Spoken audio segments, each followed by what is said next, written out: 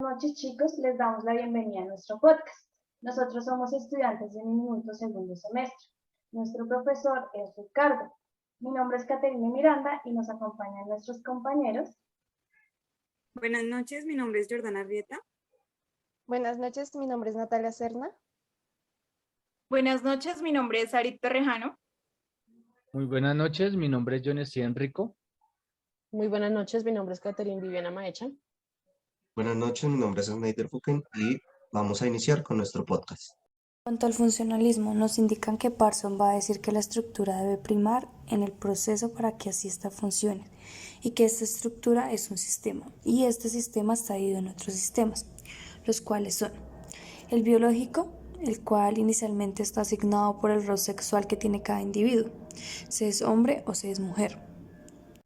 Asimismo nos indican que en estos roles hay una norma de comportamiento que debe tener cada individuo, y que el mismo no puede salirse de allí. Así como también el individuo debe empezar a pensar cómo comportarse. Para que este sistema social exista, se hace a través del sistema cultural, el cual va a liar estos roles y estatus, y este se transmite de generación en generación. La incursión del funcionalista en el trabajo social va a darse de tres características, el cual es proceso de conocer la sociedad epistemológica, la ideológica y la metodológica. En cuanto a lo epistemológico, nos indican que es una construcción de conocimiento, que en este caso va a ser muy limitada porque el trabajo social no se está pensando en conocer la sociedad, sino en intervenirla en su mayor grado de conocimiento, va a estar en el diagnóstico. En cuanto a lo ideológico, dice que se asumirá esta perspectiva a través de buscar que los individuos y grupos socialicen a través de los roles asignados, de la norma que le ha establecido, cómo es que se tiene que comportar En últimas, hacer que los individuos que se han desajustado, que son problemáticos, reencaucen su conducta, no buscando que el individuo mejore, no buscando que se libere, sino que el individuo se ajuste a lo que la norma le ha dicho. En cuanto a lo metodológico, allí es donde aparecen los métodos clásicos de individuo, grupo y de comunidad. Este método aparecen sustentados en una noción de lo metodológico, no como proceso para poder acceder al conocimiento, sino como ya lo habíamos dicho, aquí se reduce lo metodológico al proceso de intervención, el cual al día de hoy sigue existiendo. Las perspectivas que se desarrollan desde el funcionalismo son el psicoanálisis. Esta crítica reduce al ser humano en un determinismo, o sea, a causa-efecto. Problema que es el efecto y la causa es psicología. El individuo es dueño, es responsable de su patología social. El conductismo. Esta nos dice que se generan unos estímulos frente a la conducta negativa para que el individuo las modifique no de forma consciente, sino de manera mecánica. Teoría de sistemas. Lo que nos plantea esta perspectiva del modelo sistémico es que puede existir una causa y esta causa puede generar múltiples desarrollos, pueden generar un efecto o varios efectos, puede generar la causa para otros efectos y puede determinar una función social. Hablaremos del positivismo. Este deriva de la sociedad capitalista mencionada por Augusto Comte. El positivismo es la matriz teórica de cómo sustentar una idea, de cómo podemos interpretar una realidad. Este surge con la defensa de un orden capitalista y es una visión funcionalista de la sociedad. Podemos notar varias perspectivas y una de estas es la ramificación del funcionalismo, el cual diseña las teorías relacionadas con este y tiene mayor impacto en el surgimiento del trabajo social. Podemos notar algunos momentos explicativos de esta perspectiva. En este caso son los resultados de la producción capitalista. Como primer momento tenemos la revolución industrial en 1760, donde aquí podemos encontrar la fundamentación de la cuestión social y se fortalece el proceso de producción de bienes y consumo a gran escala. Encontramos la Revolución Francesa en 1789. Aquí la sociedad feudal de Europa constituye el Estado moderno, siendo regulado por esta misma clase social. Se da la necesidad de crear las ciencias sociales para entender la nueva realidad. Por último, tenemos la Revolución Obrera en 1848, donde el positivismo surge de la creación de las ciencias sociales en la década de los 90 en el siglo XVIII. 2 años después de esta revolución, o sea, en el año 1850, se consolidan las ciencias sociales con las ideas positivistas. Estas tienen un pensamiento conservador con el fin de conservar la sociedad existente.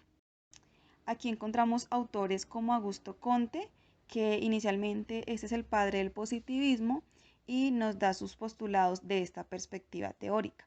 Manifiesta el miedo al cambio constante intentando mantener el orden social.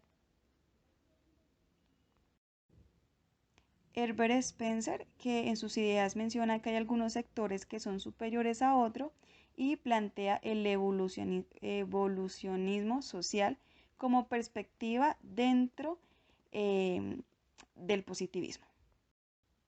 También encontramos a Emile Durkheim, que es el padre de la sociología y sus pensamientos son funcionalistas. Aquí él funda las ramas del funcionalismo y crea la ley de evolución y cohesión social.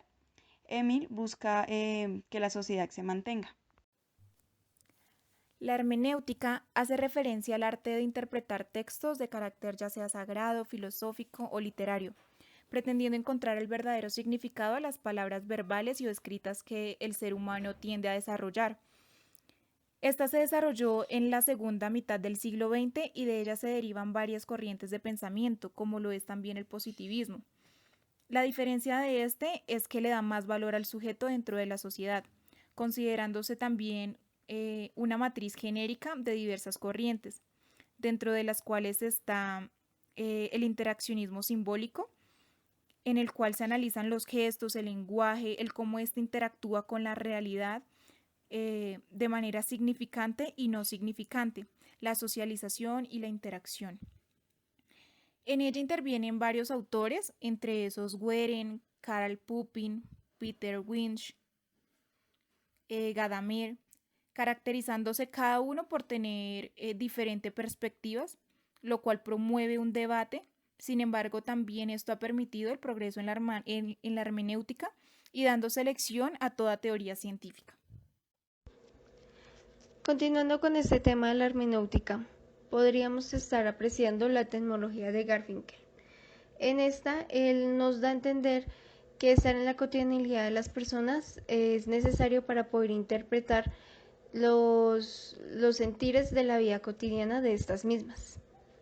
En esto es como podemos ver cómo ellos se desenvuelven tanto lingüísticamente como sentimentalmente como físicamente y demás con las demás seres que están a su alrededor, ya sea dentro de su hogar o por fuera de su hogar. Y también podríamos ver cómo estas personas también se estarían contradiciendo más de una vez, diciendo una cosa, haciendo otra, haciendo ver cómo son en realidad en su subconsciente.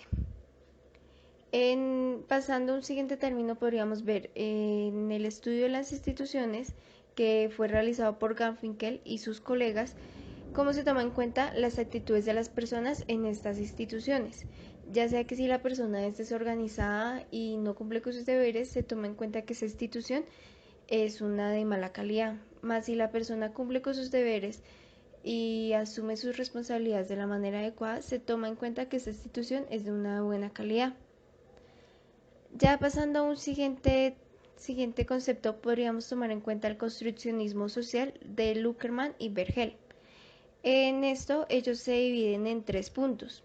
1. La vida cotidiana del sujeto, en cómo se interpreta desde la conciencia, cómo éste tiene realidades múltiples, que actúa de una forma correcta según la realidad en la que esté ubicada, cómo su vida cotidiana, que es objetiva, se puede ver desde el lenguaje, el lugar y la geografía, y también cómo experimenta la vida de diferentes formas. También podríamos ver el cara a cara, cómo interactúa con las demás personas. Ya en el punto 2 podemos ver la sociedad como realidad objetiva, en donde la externalización, que es el pensar y el realizar, y la capacidad de crear una realidad del sujeto, se toma muy en cuenta en cómo ésta actúa ante la sociedad, y la objetivación, que es la sociedad como es, como herencia y la justificación del por qué es así. En un tercer punto podemos ver la sociedad como realidad subjetiva, La internalización. Si el sujeto no le da un sentido a la sociedad, no se puede entender del todo y tiene que darle un qué, por qué y para qué, para poder estar ubicado en la sociedad como de ésta se lo pide. Ya siguiendo con la perspectiva de la teoría humanista al trabajo social de Carl Rogers, que es uno de los representantes del humanismo, él plantea unos elementos, los cuales son el concepto de las personas, el yo y la experiencia y la terapia rogeriana. Este concepto de terapia es un concepto de los cuales muchos trabajadores sociales se alejan, puesto a que ellos no toman la terapia porque no son psicólogos y no son terapeutas. Más algunos sí tienden a acercarse a este concepto y tomarlo en cuenta al momento de tratar al sujeto. Aparte de ellos, podríamos también tomar en cuenta a Abraham Maslow y a Gergol Schenning, que aportaron bastante a este tema de la hermenéutica. El marxismo es una doctrina política y filosófica. Fue desarrollada a partir de la obra de Karl Marx, principalmente por el libro El Capital, una crítica de la economía política en 1867. Marx fue un filósofo, economista y periodista alemán. El marxismo se enmarca dentro de la ideología socialista y fue denominada socialismo científico para diferenciarse de otras corrientes socialistas anteriores. Luego de su muerte en 1883, muchos teóricos y políticos continuaron desarrollando e interpretando las ideas de Marx. Diversos gobiernos y movimientos políticos apelan al marxismo como base ideológico de sus propuestas, como por ejemplo la ya desaparecida Unión Soviética. El marxismo también da una fuerte crítica a la explotación. En la explotación, la única forma de generar riqueza es a través del trabajo. Sin embargo, en el contexto del capitalismo, el obrero que generó esa riqueza recibe en su salario menos de lo que se produce. Esa diferencia se denomina plusvalía. Es conservada por el capitalista y es la forma en que acumula capital. Es decir, que la acumulación de capital es consecuencia de la explotación de los trabajadores. Y es allí donde se genera la lucha de clases. La lucha entre los oprimidos y los opresores es un elemento invariable en la historia de la humanidad. A partir del desarrollo del capitalismo, esta lucha se da entre proletariados y capitalistas. El marxismo desde una mirada política en Latinoamérica. Los partidos de la izquierda marxista nacieron en América Latina con el inicio del siglo XX. Se fortalecieron con el triunfo de la Revolución Rusa, luego con la expansión del socialismo en el este de Europa al concluir la Segunda Guerra Mundial. Tuvieron un avance con la Revolución China, cuyo proceso, sin embargo, provocó ruptura en la década de 1960. Desde la Revolución Cubana crecieron influencias y dinamizaron la lucha social. El marxismo también amplió sus influencias teóricas entre los no militantes partidistas ubicados en la clase media, los profesores y estudiantes universitarios, los académicos, intelectuales y gente del área cultural, pero también entre líderes de diversos movimientos sociales, particularmente trabajadores. En Ecuador hubo célebres dirigentes indígenas en la función del Partido Comunista, particularmente de la Federación Ecuatoriana de Indios, sus siglas FEI, como Jesús Gualavisi, Ambrosio Lazos, Dolores Cacuango y Tránsito Amaguaña. El marxismo latinoamericano forjó una tradición de lucha a favor de la población dominada por la conquista de derechos laborales, la promoción de los indígenas y campesinos, la movilización reivindicativa general. Pero solo en Cuba y luego en Nicaragua se logró el triunfo armado, y exclusivamente en Chile el triunfo presidencial con Salvador Allende, liquidado por el fascismo militar anticomunista inaugurado por Augusto Pinochet y reproducido con el Cono de Sur por otras dictaduras similares. El marxismo paraística fue afectado por la multidivisionismo derivada del hecho de que cada fracción asumía ser la representante auténtica del proyecto revolucionario, así como de la correcta interpretación marxista y de la única y verdadera izquierda. El marxismo en Europa. Marxismo y la teoría política de la figura de la crisis del marxismo había comenzado a aparecer hacia finales de los años 60 en ocasión a la figura y a la ruptura del movimiento comunista internacional. Sin embargo, sería en el ocaso de la siguiente década que tal crisis tomaría la consistencia de un debate con nombre propio. En su capítulo europeo, la discusión se articuló en una indagación de las asignaturas pendientes del marxismo en materia de la teoría política. En este punto, puede pensársela al menos parcialmente como una deriva posible del singular comunismo italiano. El Partido Comunista Italiano, emergente de la Segunda Guerra Mundial y abre paso forzosamente a los actores tradicionales de la política italiana para devenir un movimiento de masas en los años 50, contaba con cerca de 2 millones de afiliados. Esta crisis viene alimentada por dos carencias esenciales en la actualidad: los modelos satisfactorios del socialismo real y la incapacidad de explicarlos desde una perspectiva marxista, y el incumplimiento de las previsiones relativas a la crisis y hundimiento del capitalismo y a la revolución de las sociedades capitalistas desarrolladas, y la incapacidad de nueva al estatuto reflexivo de la teoría. Sin duda, el socialismo real, el capitalismo avanzado, pone en crisis al marxismo recibido. Ahora bien, en este sentido estricto, la crisis son momentos especialmente señalados en el curso de un proceso que puede resolverse en uno u otro sentido. Tal es precisamente el problema que pretendemos resolver aquí.